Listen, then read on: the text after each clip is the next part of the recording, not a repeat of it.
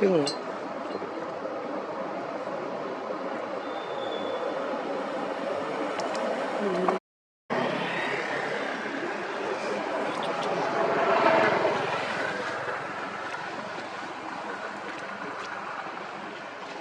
ini manteng gong để từng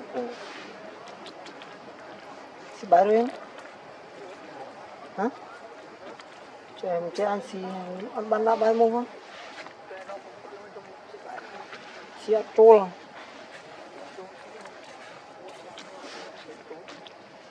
trôi này cho 30 mông này nó ra chắc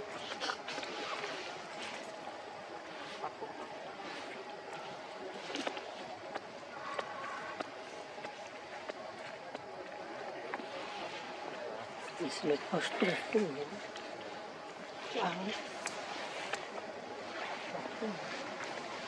cuma kimi bahan banyak cangkrau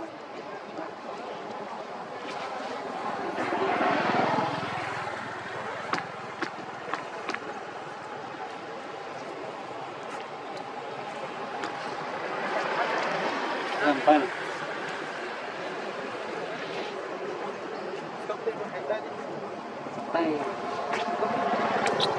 ya udah stop lah mungkin kan orang stop ter quay đi turun nó sắp thật luôn này rồi stop đấy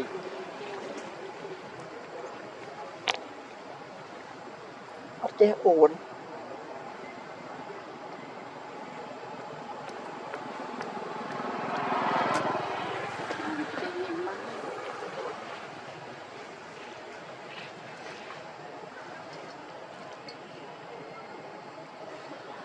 Sika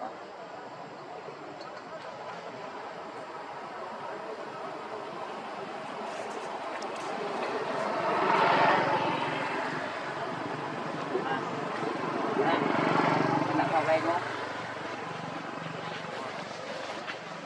tak mau aku tak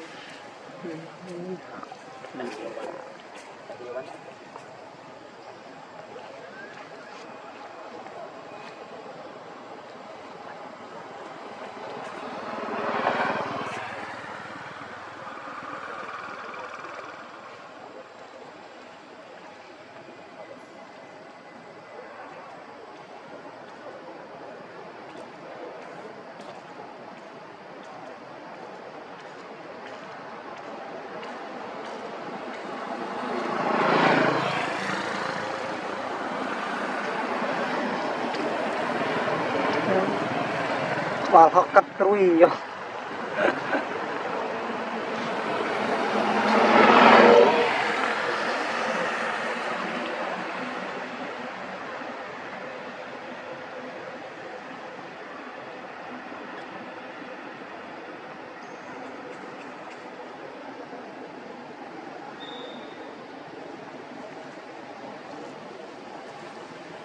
ăn cái thịt lớn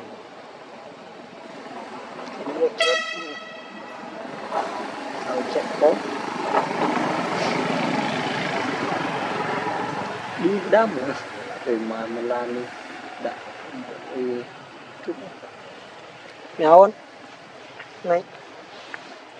rồi em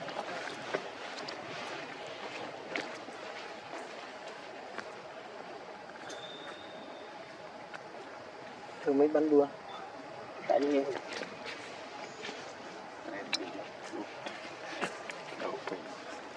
đẹp nó ra mà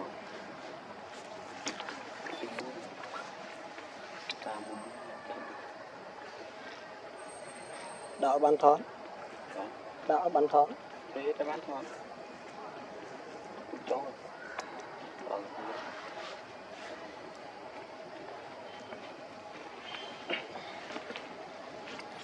mang cái vậy nó chỉ biết tông từ bàn mò tới lại thì vô cầm từng bàn anh hoặc là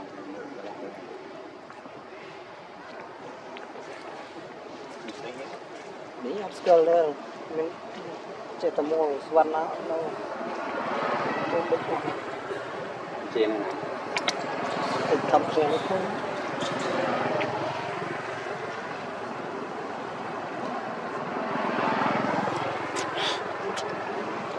khi là cái con ban chọc ban buôn đi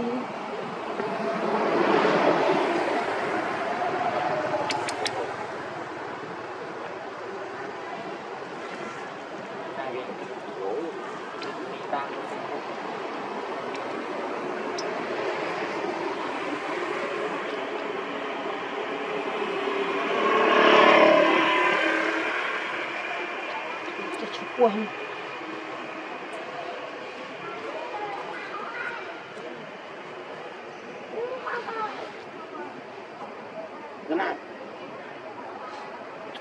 con trên lên men việc này là đâu vui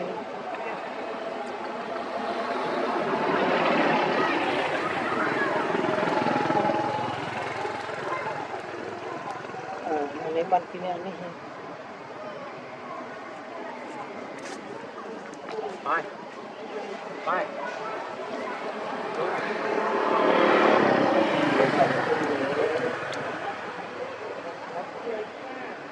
Anh thích không?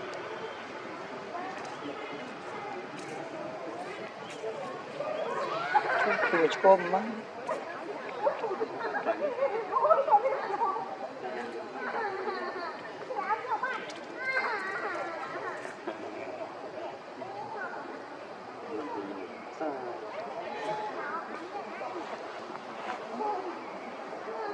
mình là trồng vô về để tiền vô bán đố khăm điên giờ có đốm long phi đê chỉ tao bắn cứ bao côn lên Đi đi.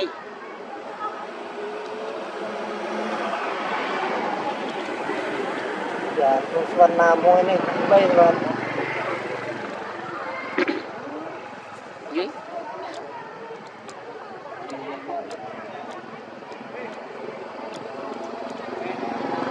À, cái đồ cối nhung nhó vậy đó.